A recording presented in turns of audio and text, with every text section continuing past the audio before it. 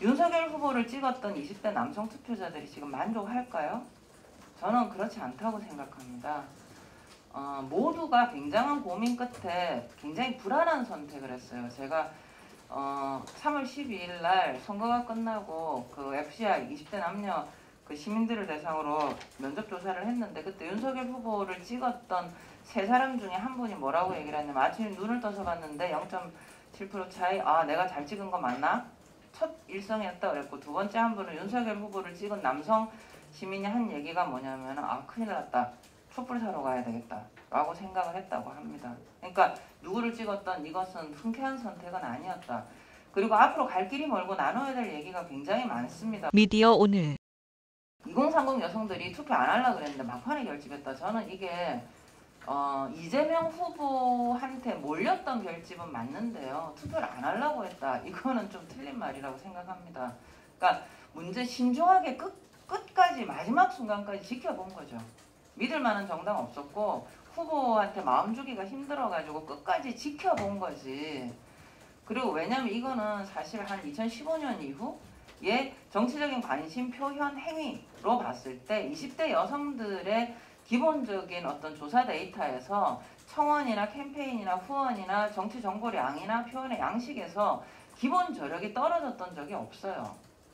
그렇기 때문에 이런 부분들의 해석을 할 때 훅 떨어졌다가 갑자기 결집했다, 이런 식의 말하자면 다이나믹한 묘사는 현실이 안 맞다고 저는 생각하고요.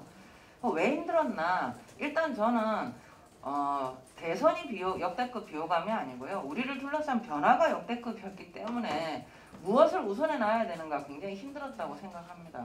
그리고 2030 여성 후보들 여성 유권자 입장에서는 특히 내가 관심 있고 필요로 하는 문제에 대해서 왜 말을 안 하지? 하는 게 있었습니다. 그래서 제가 이재명 후보에 대해서도 늦었다라는 표현을 쓰는 겁니다. 그리고 왜 저 후보는 저렇게 낯서냐, 정체가 뭐냐.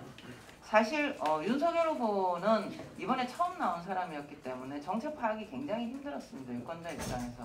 이재명 후보는 성남시장도 하시고 경기도지사도 하셨는데요, 그럼에도 불구하고 대중적으로 많이 알려져 있지는 않았죠. 그리고 2030은 젠더 이슈가 1순위였다? 이게 뭐냐면요, 중요하다, 안 중요하다라고 할 때 중요한 거 맞습니다. 그런데 우리가 살면서 중요한 문제는 굉장히 많습니다. 그래서 그것이 반드시 투표 결정의 유일 기준이었냐 하고는 조금 다른 문제거든요. 그래서 저는 20대 시민, 20, 30대 시민들도 관심사는 다양할 수밖에 없습니다. 집이나 노동시간이나 일생활 균형이나 안전이나 외교나. 그렇기 때문에 단편적으로 자르지 말고 너무 쉬운 해석보다는 좀 많은 생각과 해석의 기회가 필요하다.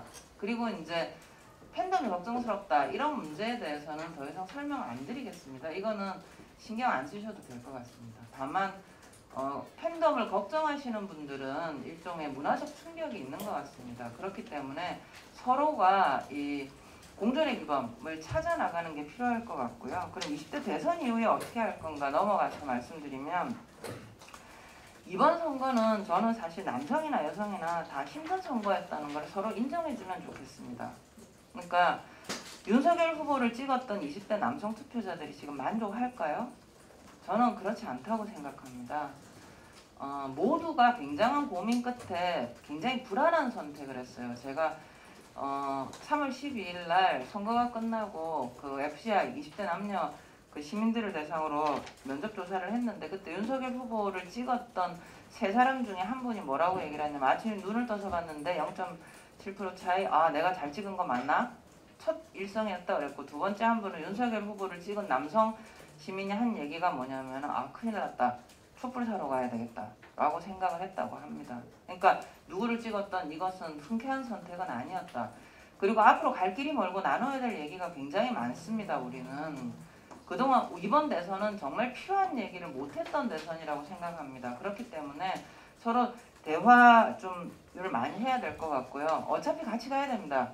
그렇기 때문에 상처 주기보다는 좀 보듬고 가면서 앞으로 미래를 말해야 되는 게 아닌가 말씀드리고요.